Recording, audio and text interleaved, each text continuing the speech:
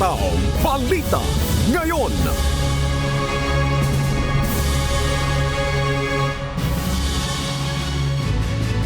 Magandang umaga Luzon, Visayas, Mindanao at buong mundo. Oras natin sa buong kapuluan, alas 5:02 ng umaga, Philippine Standard Time. Ngayon po ay araw ng Huwebes, ika-9 sa buwan ng Enero, taong 2025. Tayo po ay sabayang napapakinggan sa radyo La Verdad 1350 ang UNTV Radio. Ako po si Annie Rentoy. At syempre, makakasama rin natin ngayong umaga ang ating global correspondent na si James Montuyan mula naman sa Perry Hall, Maryland, USA para ihatid naman ang mga balita mula sa iba't ibang panig ng mundo. Magandang umaga sa inyo, James. Samantala, simulan na natin ang balitaan. Narito ang malalaki at makabuluhang balita ngayong araw. Hataw Balita ngayon. Sinara na mula kagabi ang ilang kalsada sa Maynila bilang bahagi ng taunang traslasyon. Ayon sa anunsyo ng lokal na pamahalaan, 15 kalsada na ang isasara tulad ng Quirino Grandstand at Minor Basilica sa Quezon Boulevard. Nagbigay din ng alternatibong ruta ang gobyerno para sa mga motorista upang maiwasan ang mga epektadong kalsada. Hataw Balita ngayon. Magkakaroon ng liquor ban sa loob ng 500-meter radius ng Quiapo Church at mga ruta ng traslasyon ngayong araw.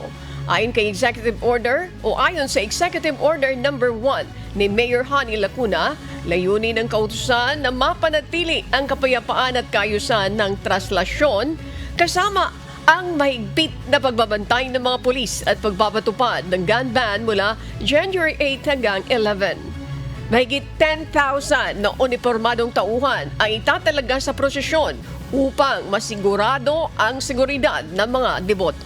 Hataw Balita ngayon.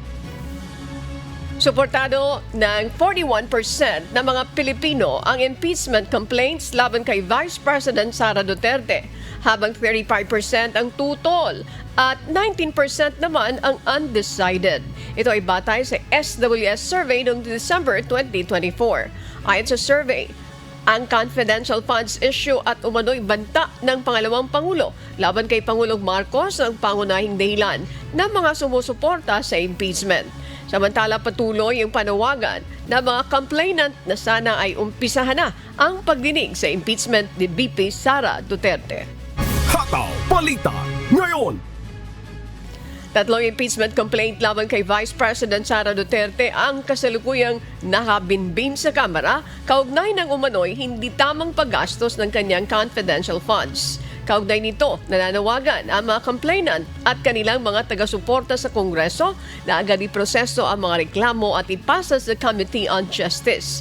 Sa kabila ng papalapit na halalan, patuloy ang kanilang hakbang na magtipon ng mga pirma at magsagawa ng kilos protesta upang mapabilis ang impeachment process.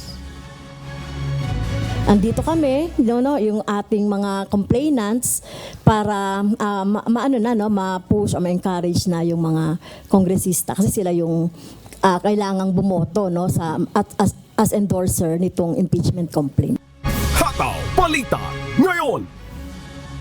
Arestado ang nasa 400 dayuhan sa isinagawang raid ng Bureau of Immigration sa Parañaque City nito Miyerkules, January 8. Ayon kay BI Intelligence Division Chief Fortunato Manahan Jr., ang mga dayuhan ay nagtatrabaho sa isang kumpanya sa Barangay Tambo na gumagawa ng mga aktibidad na kahalintulad ng Philippine Offshore Gaming Operator o POGO at sangkot umano sa online scam operations na target ang mga biktima sa ibang bansa. Patuloy ang kampanya ng BI laban sa iligal na gawain at ang inarestong individual ay isa sa ilalim sa deportation proceedings. Hataw Balita ngayon. Binigyan din ng Malacanang na wala silang alam sa pag-alis sa Pilipinas ni Edgar Matobato. Iginiit din ni Executive Secretary Lucas Bersamin na walang koneksyon ang palasyo sa dating hitman. Ayon kay Bersamin, hindi nila kayang kontrolin ang layunin ni Matobato sa pag-alis at hindi nila ito in-encourage o dinidiscourage, lalo na kung ito ay kaugnay ng pagpapahayag sa ibang forum. Wala kaming masabi dyan dahil we have no connection with Mr. Matubato. No? Whatever is his purpose in going out, we cannot control that. But if he intends to go to testify in another forum, that's also beyond our control. No? Hindi namin siya ina-encourage, hindi rin namin siya dinidiscourage. Hataw Balita ngayon. Walang record ng pag-alis na bansa si Edgar Matubato ayon sa Bureau of Immigration. Ito ay kasunod ng mga ulat na siya ay umalis ng bansa at maaring gumamit ng peking pagkakakilanlan. Ayon kay dating Senator Leila de Lima, nakalabas si Matubato ng bansa noong ikalawang quarter ng 2024 kasama ang kanyang pamilya upang madali siyang ma-access ng International Criminal Court. Patuloy na iniimbestigahan ng Bureau of Immigration ang sinasabing pag-alis ni Matubato gamit ang peking dokumento. Hataw Balita ngayon. Lumabas sa isinasagawang investigasyon ng pulisya na matagal na ang kakilala ng two-time SEA Games gold medalists na si Mervin Guarte ang persons of interests na pinaghinila ang sumaksak sa atleta. Paglilinaw ni Calapan City Police Office Chief of Police Lieutenant Colonel Roden Fulache na hindi kasama ang TOI sa mga nakainuman ni Guarte at lumalabas na may matagal ng galit ang suspect laban sa biktima.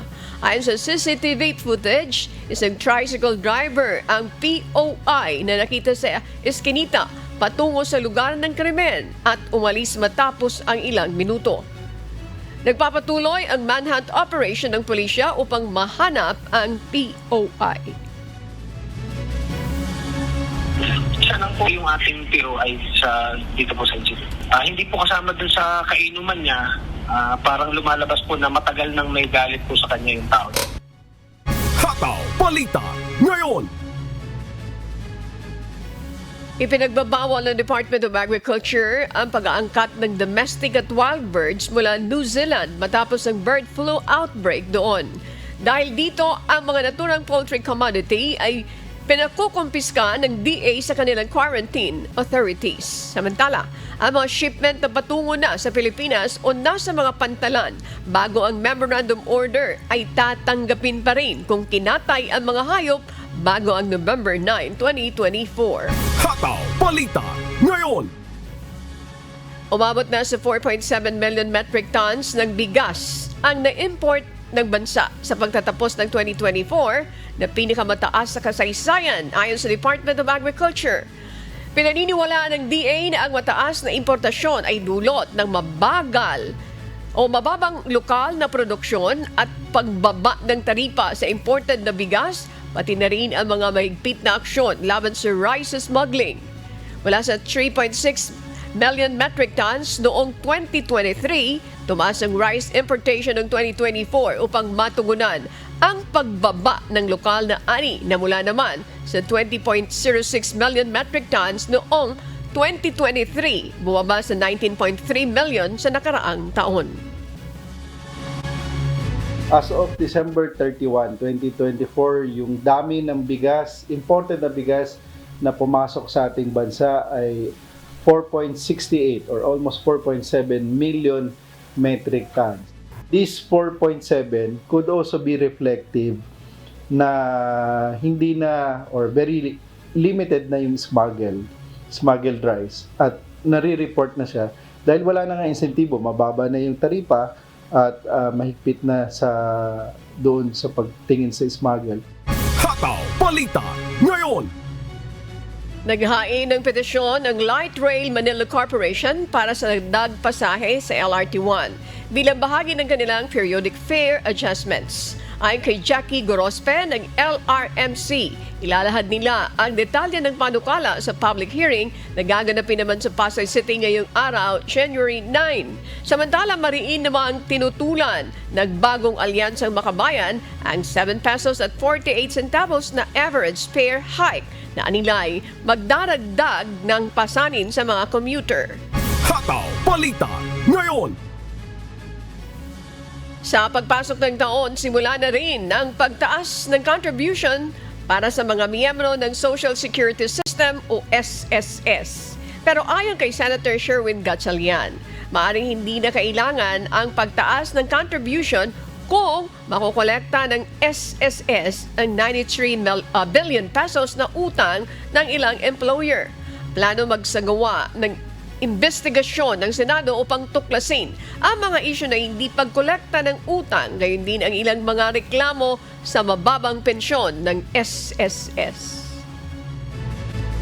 An institutions at I would ako rin, I'll talk to the Committee on Banks para tignan itong angulo. Baka kailangan talaga magkaroon ng oversight na. Dahil nga, we have to look at it holistically, hindi lang yung pagtaas ng premium and then para magbigay ng dagdag benepisyo. But tignan rin natin yung mga kakulangan nila at hindi na ginagawa ng management, katulad ng pagkokolekta ng utang. Hataw Balita ngayon. Inaprubahan ng Korte Suprema ang Rule on Family Mediation na layong mapabilis ang proseso ng paglutas ng mga kasong may kinalaman sa pamilya. Ang mediation ay magbibigay daan sa mas maayos na pag-aayos ng mga usapin tulad ng kustodiya, suporta at pag-aari sa pagitan ng mag-asawa, magulang at anak at iba pang mga miyembro ng pamilya. Ang mga kasong hindi saklaw ng mediation ay kinabibilangan ng mga usapin sa civil status, legal separation at mga kaso ng karahasan laban sa kababaihan at mga bata. Hataw Balita ngayon. Inanunsyo ng Department of Social Welfare and Development o DSWD na nakasama na ng kanilang mga pamilya ang 13 Pinay surrogate mothers at kanilang mga sanggol na na-repatriate mula Cambodia. Ang huling 5 ina at 2 sanggol ay naiuwi na sa Mindanao noong Enero 5, January 5 at January 6 sa tulong naman ng DSWD field offices. Ang unang batch ay nakauwi noong December 30 at December 31 matapos mapatawad ng Royal Government of Cambodia. Hataw Balita ngayon. Pinirmahan ni Pangulong Ferdinand Marcos Jr. ang Implementing Rules and Regulations o IRR ng Magna Carta ng Filipino Seafarers na magtitiyak sa karapatan ng mga marinong Pilipino. Kasama sa mga karapatang nakapaloob sa IRR ang proteksyon laban sa diskriminasyon, legal na representasyon at access sa medical attention. Inatasan ng Pangulo ang mga kaukulang ahensya upang tiyakin ang mahigpit na pagpapatupad ng batas para sa kapakanan ng mga seafarer, pati na rin ang proteksyon ng mga kababaihan sa industriya. The Magna Carta and the IRR guarantee fair medical treatment and access to free legal representation, ensuring that in moments of vulnerability, whether due to illness, injury, or legal challenges, our seafarers will have the support and protection from government.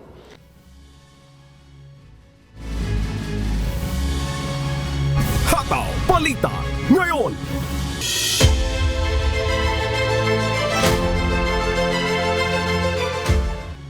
Patuloy na binabantayan ng PNP Regional Office 3 ang galaw ng nag-iisang aktibong private armed group o PAG sa Nueva Ecija. Ayon kay PO3, Director Police Brigadier General Red Maranan, nagdagdag na sila ng mahigit sa 200 na pulis sa probinsya upang malimitahan ang galaw ng mga miyembro ng PAG na ito. Sa pamamagitan ng 266 search warrants sa buong gitnang Luzon, nakumpiska nila ang 1,346 na armas sa nakaraang 3 buwan. Kinumpirma rin ni Brigadier General Maranan na 5 criminal groups ang kanilang nalansag noong huling quarter ng 2024 bilang bahagi ng paghahanda para sa 2025 elections. Ang potential pugs, lagi natin tinitingnan na yan, nakakabit yan dun sa criminal gangs. Kaya nga, bago pa sila maging private armed groups, ay atin na silang dinudurog at winawasak. Hataw Balita ngayon. Mas paigtingin ng Police Regional Office 3 ang presensya ng pulisya sa pagsisimula ng election period sa January 12. Ayon kay PRO3 Director Police Brigadier General Red Maranan, magpapatupad sila ng 24/7 checkpoints sa iba't ibang lugar sa Central Luzon at magde-deploy ng sapat na bilang ng mga tauhan sa mga lugar na may mahigpit na labanan sa politika.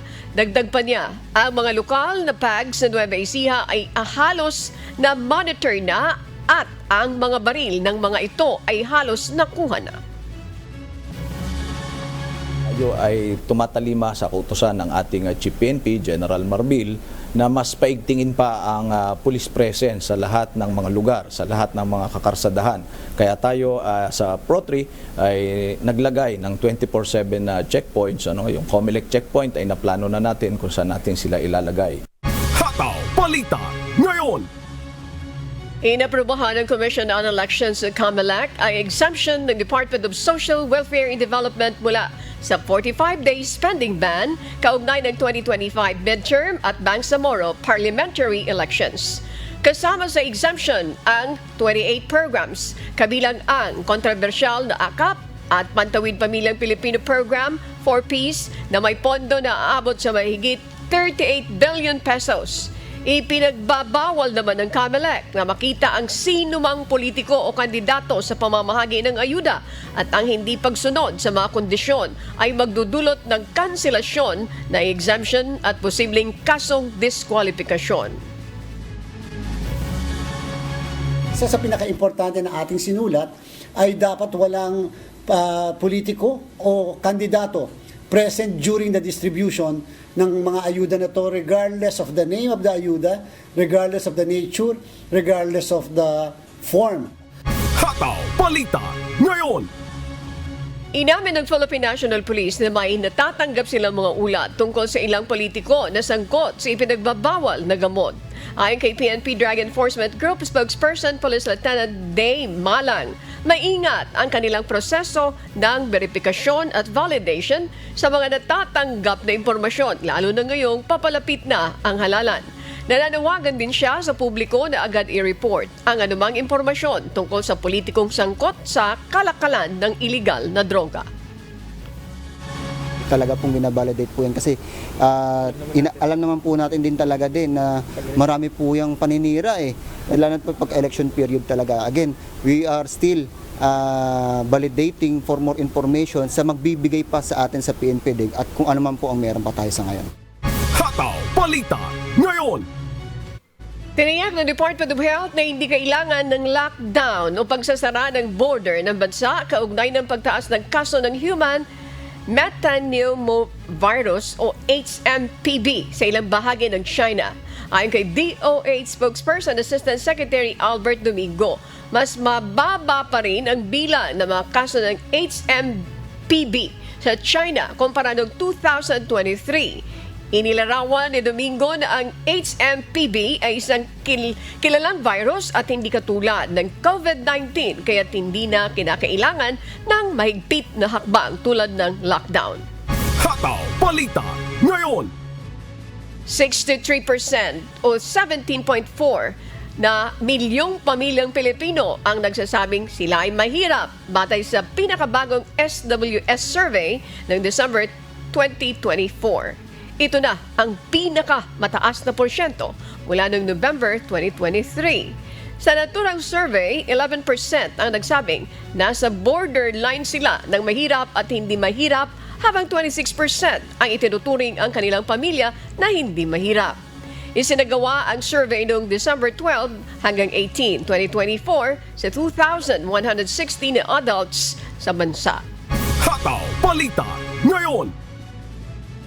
Inatasan ng Commission on Audit o COA ang Metropolitan Waterworks and Sewerage System o MWSS na magsumiti ng ebidensya ng kanilang pagsisikap na singilin ang 5.1 billion pesos na utang ng Maynilad mula sa borrowing costs at penalties. Ayon sa COA, wala pang konkretong aksyon ang MWSS sa kabila ng legal na opinyon na valid ang claims ng gobyerno laban sa Maynilad.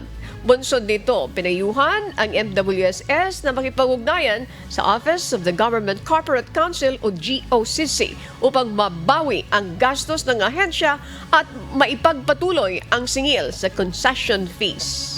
Hataw Balita ngayon. Naghain naman ng petisyon ang ilang bus company sa Metro Manila at mga probinsya sa opisina ng Land Transportation Franchising and Regulatory Board o LTFRB para humiling ng dagdag pasahe. Ayon sa legal counsel ng mga petitioner, humihiling sila ng 15% na dagdag sa kasalukuyang pamasahe bilang tugon sa pagtaas ng minimum wage at mga operational costs tulad ng pagtaas ng presyo ng piyesa, terminal fees at toll.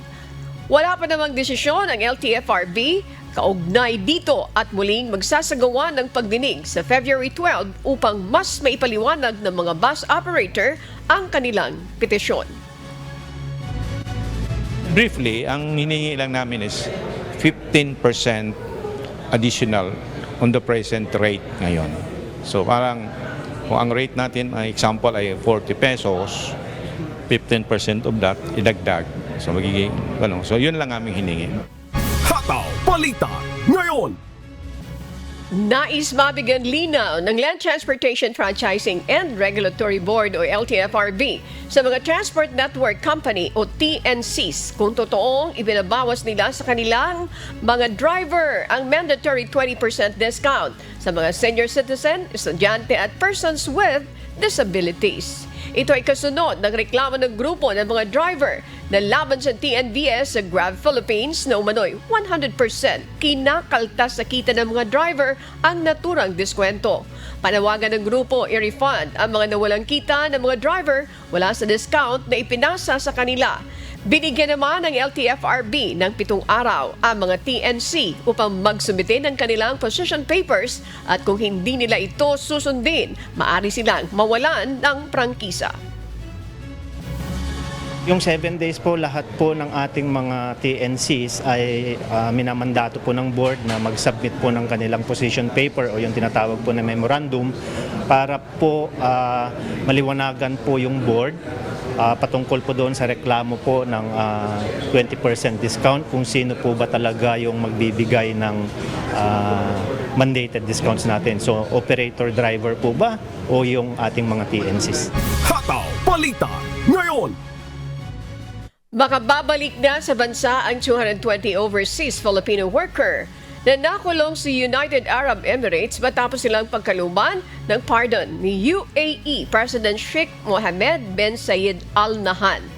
Pag-uwi ng Pilipinas, ipinapanawagan ang pagkakaroon ng reintegration program para sa kanila, kabilang ang pagsasagawa ng livelihood at skills training programs tulad ng DOLE, Kabuhayan at TESDA upang matulungan silang makapagsimula muli. Gayon din ang pagbibigay ng scholarship para sa mga anak ng OFW bilang suporta sa kanilang muling pagbangon. Hataw Balita ngayon. At para sa mga balita sa iba't ibang panig ng mundo, narito ang ating global correspondent na si James Bontuyan mula sa Perry Hall, Maryland, USA.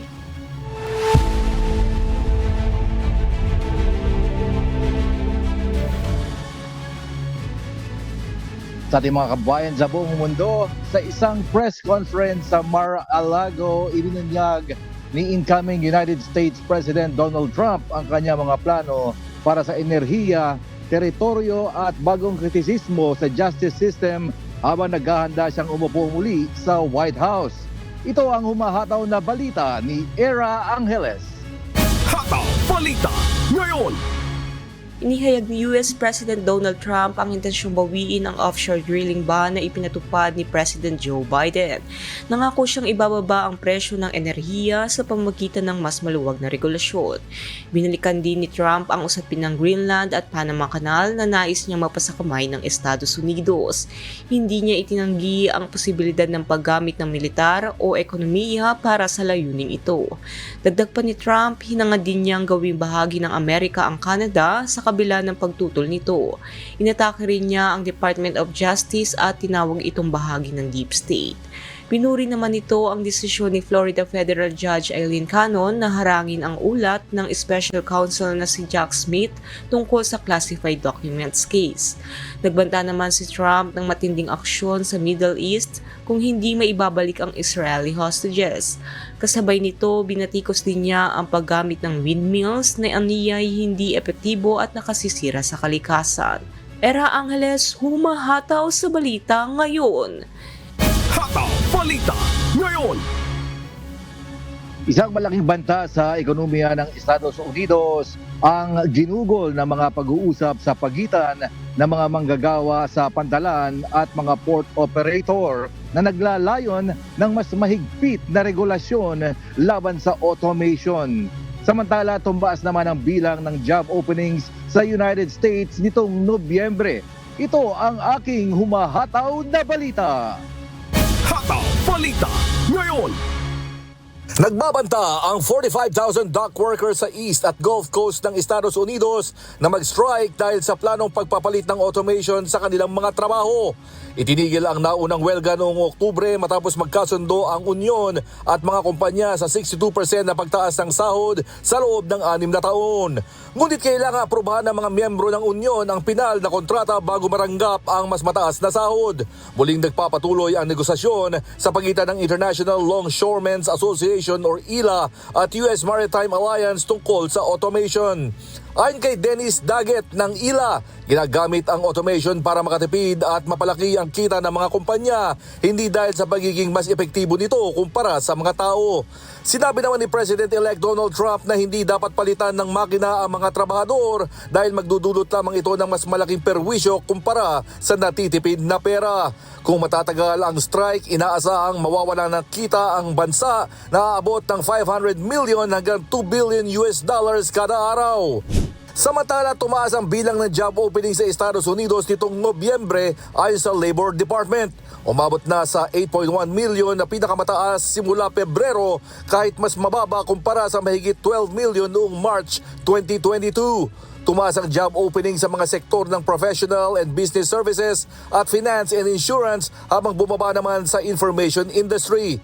Inaasahang magdaragdag ng 157,000 na trabaho ang mga kumpanya, gobyerno at non-profit organizations nitong Disyembre.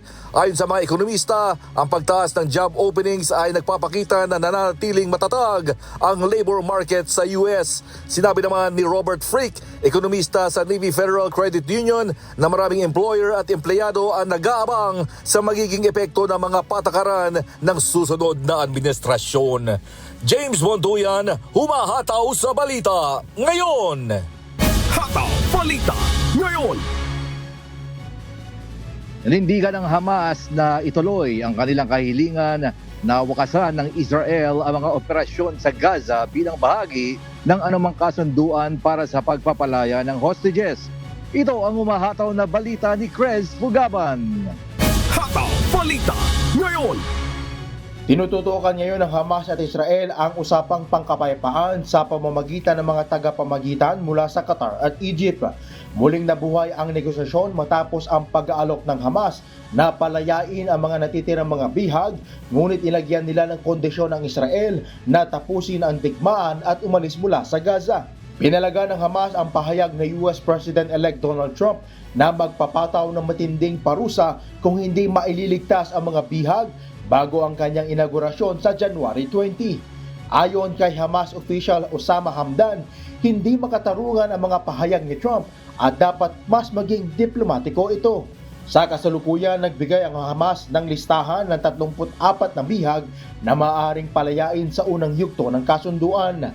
Gayunpaman, ayon sa opisina ni Israeli Prime Minister Benjamin Netanyahu, wala pang kumpirmasyon kung buhay pa ang mga nabanggit na bihag. Chris Fugaban, humahataw sa balita ngayon. Hataw Balita ngayon.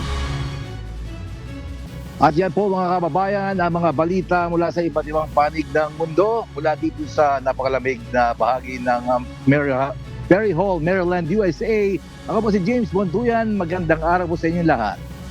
Hataw Balita ngayon. Samantala, duwagsa ang maraming bakasyonista at turista sa City of Pines nito nagdaang holiday season. Naranasan ang mabigat na trapiko sa lungsod sa dami ng umakyat para ma-feel ang malamig na temperatura. Kaugnay niyan, makakapanayam natin si Baguio City Mayor Benjamin Magalong upang magbigay ng detalye ukol sa sitwasyon sa summer capital ng bansa at para sagutin ang ilang mahalagang issue. Magandang umaga po sa inyo, Mayor Magalong. Maraming salamat po sa inyong pagpapaunlak sa amin ngayong umaga. Kumusta po kayo? Magandang umaga, Miss Annie. Good morning din sa ating mga televiewers. Okay naman kami rito, medyo malamig lang.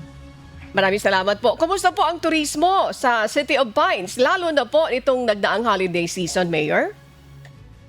Matindi talaga ang dating ng mga turista dahil nga lumalabas doon sa aming datos na tumaas yung number of sa mga sa mga bus companies, tumaas talaga yung kanilang mga number of trips.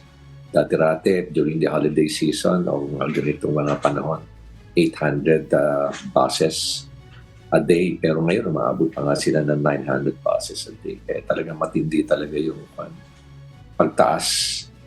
Kaya sabi nga ng mga natin, magandang insenyales din yun dahil instead na magdadala sila ng mga private cars, nagdadala na sumasakay na lang sila sa public transport. Pero talaga matindi pa rin ang dating ng mga private cars dito. Kaya nagkaroon talaga kami ng malaking problema during the during the holiday season. Pero maganda naman dito is hindi naman talaga nagkakaroon ng gridlock. Hindi tulad noong 2014 hanggang 2019 talagang gridlock lagi. Pero ito naman yung gumagalaw. Pero talagang limited na talaga yung aming kalsada kaya talaga kailangan talaga ng ibang solusyon at ito nga yung gusto namin sana ipatupad na Smart Urban Mobility na isang PPP project. Okay. Mayor, pwede nyo siguro pong bigyan ng kaliwanagan yan. Doon sa naranasan ng lungsod nito nakaraang bakasyon, ano po yung mga pagbabago na nais nyong ipatupad? Nais ipatupad po ng inyong pamunuan? Especially para at least maging maalwan doon sa ating mga turismo. Ano po? Ang mga turista natin na magsisipag-akyat muli. Lalong-lalo na, papalapit na rin po ang summer season. Go ahead po, Mayor. Good question, Miss Annie. Alam mo, long-term kasi yung solution na ito. Yun ang nakikita namin. Hindi naman namin pwedeng palawagin ang papalawagin ng ating mga kalsada. Dahil then, maski napalawagin mo pa yan, dadami pa rin ang dadami sa sakyan. Mapupuno pa rin yan. Kaya dapat talaga ang paggamit ng teknolohiya, ito yung Smart Urban Mobility.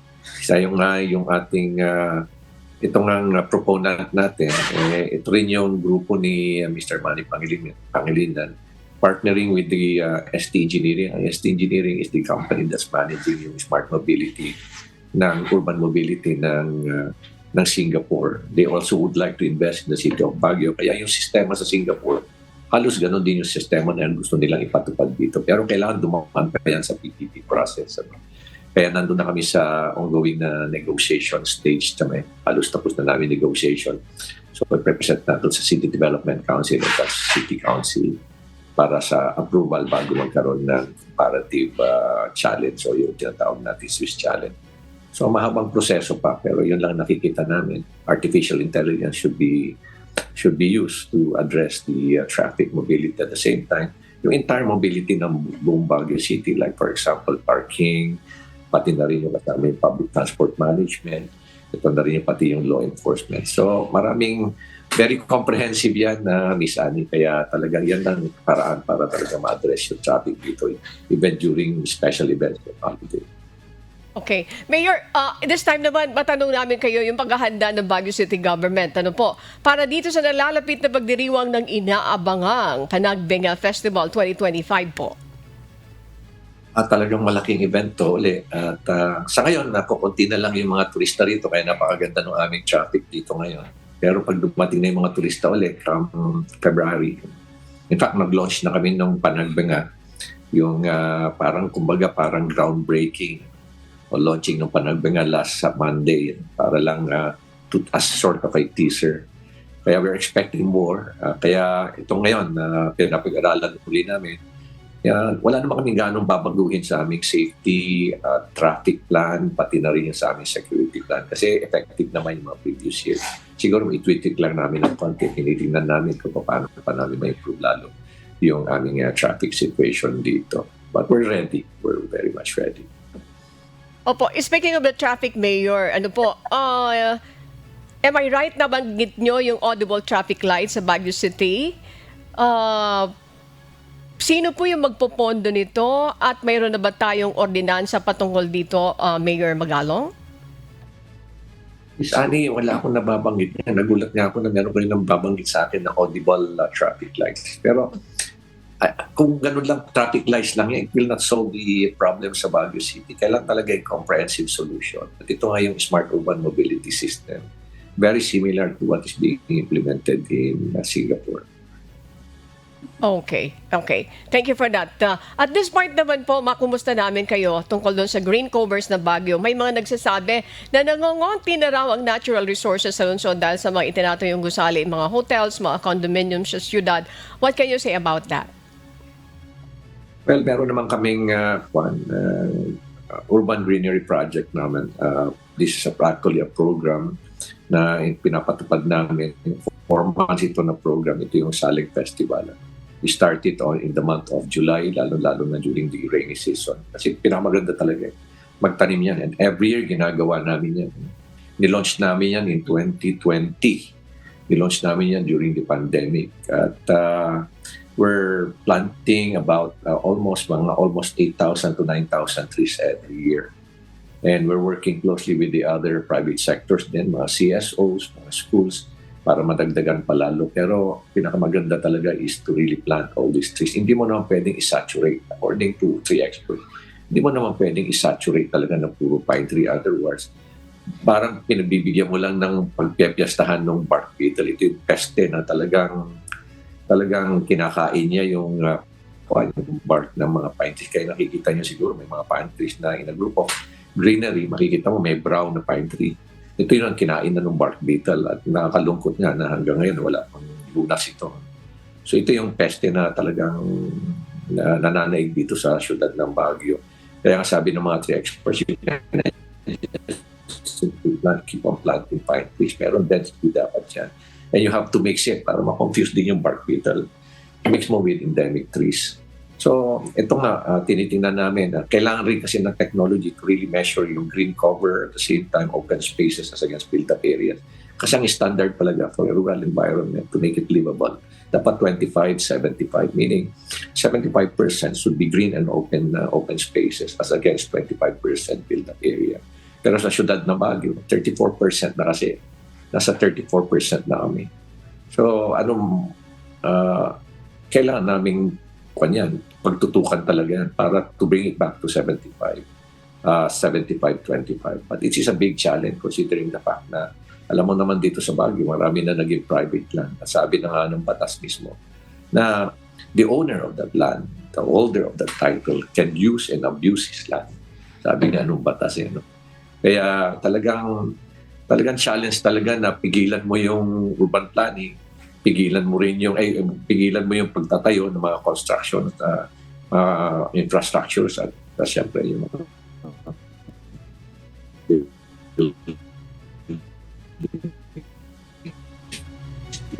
Okay. Kaya gusto namin ikwan dito sa aming comprehensive land is to sige. Please go ahead, Miss Annie, kasi mahabang explanation to sa tanong mo. Opo.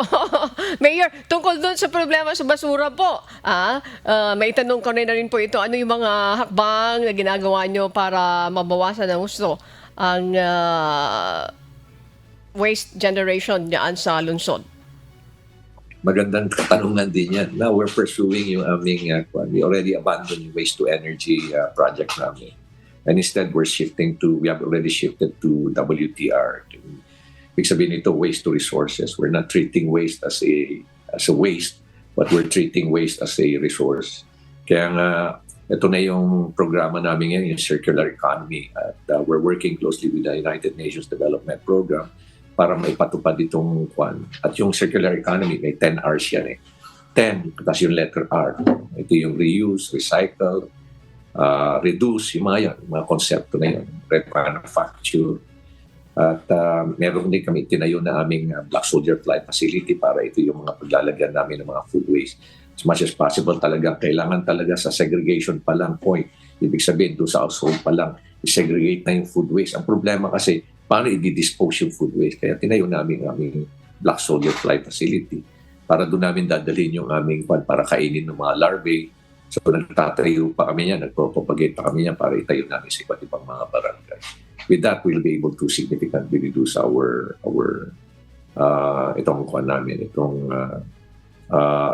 garbage namin. Hindi naman kami gaano nagkaroon ng problema sa garbage collection dito sa last December kasi mabilis naman yung aming pag-collecta. Talaga na binago namin yung schedule para to cope up with the increase in the volume of trash dito sa Ciudad ng Baguio, especially during the holiday season. Pero back to normal na kami. Thank you for that. Mayor, ito namang issue ng 40% na internal revenue allotment na nakalaan sa lokal na pamahalaan. Tama ba yung naririnig natin na hindi nakukuha ng buo ng Baguio City Government?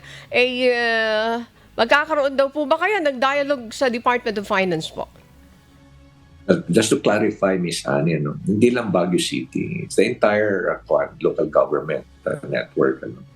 Kasi ang sabi nga ng Batas Mandanas is we're entitled 40% of the total national tax collection. Yung national tax kasi ang pinagbabasihan yan, tax on goods and profits, net income, pati taxes on goods and services, domestic goods and services, taxes on international trade and transactions. Yan. Yung apat na yan na kategory. Yun yung tinitingnan namin at kinenta namin. At lumalabas na in 2024, ang natanggap lang namin is about, doon sa pagkwenta namin, hindi rin namin kasi alam kung paano kinekwenta rin ng Department of Finance. Kaya gusto namin iklaro to kasi lumalabas doon sa aming kwenta. For example, 2024, ang basis ng NTA mo dyan sa pag-compute is 2021 kasi 3 years prior to the fiscal year. So 2021, magkano ba ang collection natin, national tax collection natin? It's about 2.742 trillion pesos. Tapos ang nakutanggap lang namin is 871 billion. So 871 billion divided by the 2.742 ay 2,742 or 2.72 trillion, then that's about 31.7%. Sa 2023, lumalabas na 32.7% din. So gusto namin iklaro talaga. Kaya we're exhausting all the administrative remedies para maayos no to. Hindi naman namin pwedeng basta-basta lang pupunta kami Supreme Court, papile kami kagad. We need to clarify this. That's why we wrote sumulat kami sa DBM, but DBM, sabi ni Secretary Mandaman, we have to refer it to the Department of Finance. Kaya noong December naman, we decided to write the OF. Kaya we're waiting for them to schedule the dialogue. Thank you for that, Mayor. Bago namin kayo pakawalan, Mayor, hindi po namin pwedeng hindi maitanong sa inyo. May lumabas dito yung sa 7-7 scheme sa pamamahagi ng ayuda. What can you say about this? Because we understand na kahapon yata doon sa Committees on Ways and Means, chairperson na si Congressman Salceda, parang sinasabi niya na wala siyang nalalaman tungkol doon. Mayor, pwede niyo po bang bigyan ng reaksyon ang bagay na ito? Well, siguro si Congressman Salceda siguro has his reasons to deny it. Hindi ko rin alam kung talagang hindi niya talaga alam o alam niya. Pero intindihin na lang natin siya siguro. Ito kasi yung every time you attend a joint sortie of the speaker, every congressman gets 7 million AIC, 7 million MAIP, 7 million TUPAD. Pero yung AIC, pwede mo i-convert into AKAP. So that's 21 million. Kung dalawang sortie ka, nakatanggap ka ng 42 million pesos. Ay 42 worth of all these services. Funding pala. Kaya kung naka-apat ka, isipin mo yan, 84 million yan. So paano kung naka-anim ka? Ang laki nun, 126 million. Kaya lang, dahil dumami nung nalaman ng ibang mga congressman na ang bawat sortie pala, sama tayo. Dumami ang gusto mag-avail. So nilimit na lang sa 4 na lang. So 84 million. Napakalaki na rin. Paano nila na-disperse yung ganyang pera na kumbaga parang ganun na lang ba yun? Pera ng bayan yan eh. pag-aari ng bayan yan. Kung kami nga, hirap na hirap kami i-disburse yung local government fund, we have to go through a very tedious process to be able to disburse or utilize all these funds. Hindi naman basta-basta nalang binibigay na lang na para. Nasa masama pa nun. Pag binibigay na sa mga tao, parang akala mo pag-aari nila na galing sa bulsa nila. May picture taking pa. Tapos mayroon pang bago pa i-deliver yun. Lahat ng kandidato doon sa partido, magsasalita pa sa mga tao. So ano ibig sabihin yan? It's an election fund. Nakakalungkot isipin na gano'n ang ginagawa niyan. At pinaghirapan niya ng tao, binabayaran niya ng mga taxes.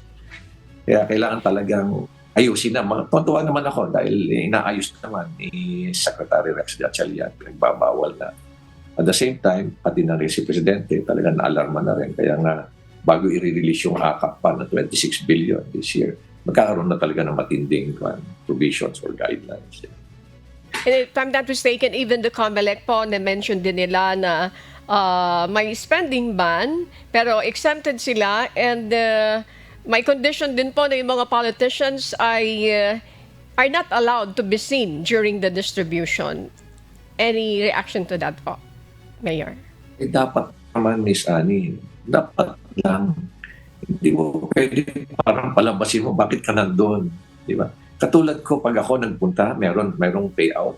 Latas ay nakakuha ko ng AX o AX sa mga congressman. Ay sa senators. Sa mga senators lang ako nakakaingin. Pupunta lang ako doon para alam mo lang kung anong sasabihin ko. Mga 2 minutes lang ako eh. Sasabihin ko lang sa kanila, saan galing itong pera natin? Marami sa kanila sasabihin nila, Sir, kay senator, kay Kwan. Hindi po. Gusto lang po namin i-correct sa inyo. Hindi po galing sa akin. Hindi po galing kay Senator. Itong pera po na ito, galing po sa taxes na binabayaran nyo. Kaya pasalamatan nyo po yung mga katabi nyo at tell them, thank you for paying your taxes. After telling that, I already leave. Hindi na ako kasali doon sa payout. Maalis na kagad. Noong una, nire-require kasi ako ng DSWD na, sir, kailangan may picture taking for documentation.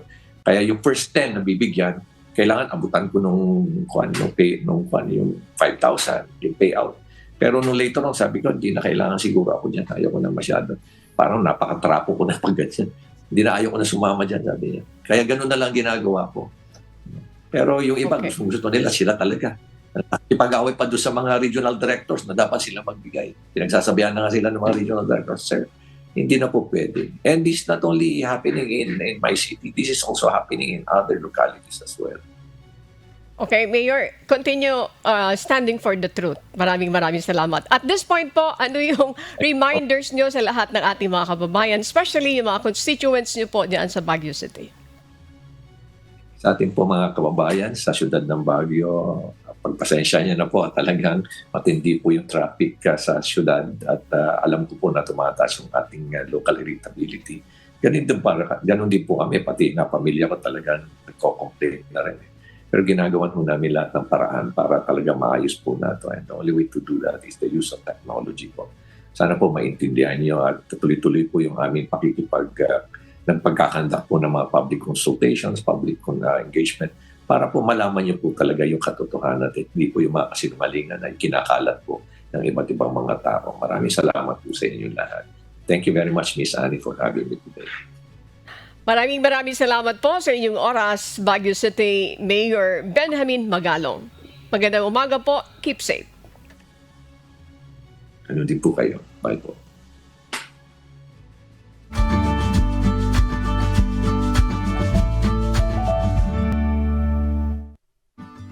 Alamin naman natin ang magiging lagay ng panahon sa iba't ibang bahagi ng bansa ngayong araw ng Huwebes. Panoorin natin ang update mula sa Philippine Weather Bureau, Pag-asa. Magandang umaga po sa ating lahat. Narito ang latest na weather update ngayong araw ng Thursday, January 9, 2025. Sa kasalukuyan po ay wala pa rin tayong binabantayan na LPA o bagyo sa loob at labas ng ating Philippine Area of Responsibility. Ngunit kung makikita po natin dito sa ating latest na satellite animation, meron pa rin po tayong namamataan na mga kapal na linya ng mga kaulapan dito na sa may silangang bahagi ng Southern Luzon at Visayas area. Although sa ngayon po, itong mga kaulapan ay offshore or nasa karagatan, ngunit ninaasahan po natin within the day ay makaka-apekto ito sa malaking bahagi ng Bicol Region, Mimaropa, gayon din sa Kabisayaan. So asahan pa rin po natin yung posibilidad ng malalakas na buhos ng ulan dulot po ng epekto nitong shear line. Samantalang sa nalalaming bahagi naman po ng ating bansa, dito po sa may Northern at Central Luzon, ay patuloy ang pag-iral ng hanging amihan or northeast monsoon. So possible pa rin po yung mga light to moderate na mga pagulan sa malaking bahagi po ng Central Luzon, gayon din sa eastern sections ng Northern Luzon area. At dito naman po sa Mindanao ay nakikita po na wala po tayo nakikita ang mga kapal na kumpul na kaulapan na posible po magdulot na buong araw na tuloy-tuloy na mga pag-ulan. So generally fair weather conditions po tayo for Mindanao area except na lamang po yung mga biglaan o mga panandalian pong buhos ng ulan dulot po ng mga localized thunderstorms. At sa mga susunod na araw, wala pa rin po tayong inaasahan na LPA o bagyo na posible pong makaapekto sa anumang bahagi ng ating bansa. Ngunit itong shear line o yung pagsasalubong ng malamig at mainit na hangin ay magpapatuloy yung epekto sa may bahagi po ng Southern Luzon and Visayas area. So mga areas po na makakaranas ng mga pag-ulan ngayon, asahan po natin within the next 2 to 3 days ay magpapatuloy pa rin yung mga pag-ulan. So delikado po, especially sa mga low-lying areas, mga hazard-prone areas. So doble ingat po sa ating mga kababayan sa mga posibilidad ng mga pagbaha, pati na rin po yung pagguho ng lupa.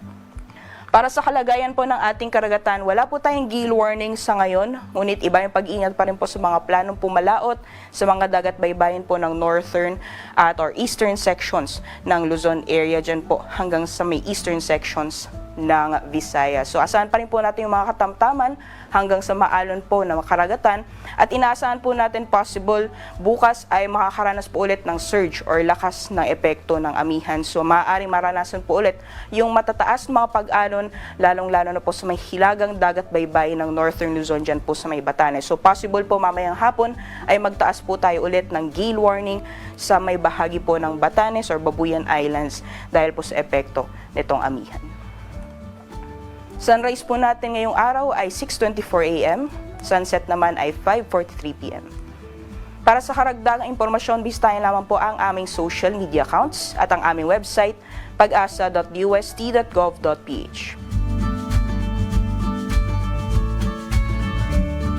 At napanood po natin ang update mula sa Pag-asa Weather Specialist na si Ma'am Rhea Torres. Tandaan po, sa bawat araw na ating nasisilayan, tayo'y magpasalamat sa Diyos na may lalang.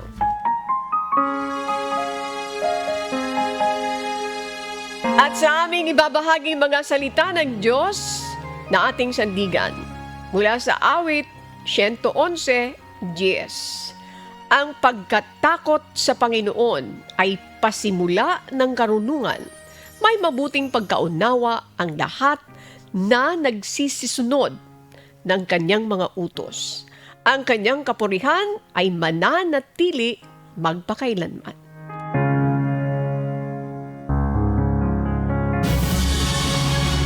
At yan po ang mga umahataw na balita ngayong umaga ng Huwebes, ikasyam sa buwan ng Enero 2025. Sa ngalan ng lahat ng bumubuo ng UNTV News and Rescue, UNTV Radio La Verdad 1350 at ang ating mga correspondent mula sa Pilipinas at sa iba't ibang panig ng mundo. Ako po si Annie Rentoy. At dito sa UNTV at UNTV Radio La Verdad 1350, Diyos ang aming sandigan, serbisyo publiko ang aming pinahalagahan. Susunod na po ang Good Morning Kuya. Salamat sa Diyos at magandang umaga.